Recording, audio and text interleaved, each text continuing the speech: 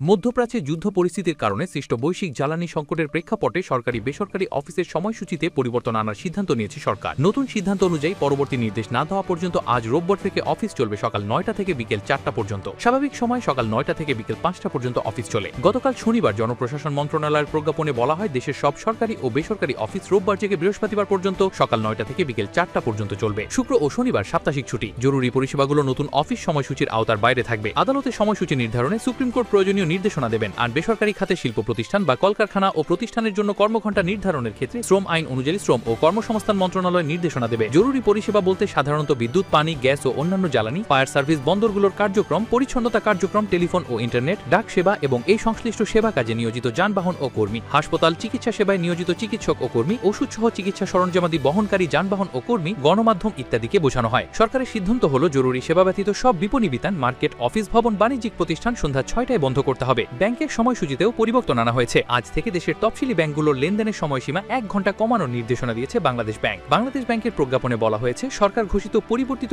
Office সময়সূচি অনুসারে পরবর্তী নির্দেশ না দেওয়া পর্যন্ত রোববার থেকে সকাল ১০টা থেকে বিকেল ৫টা পর্যন্ত অফিস চলবে।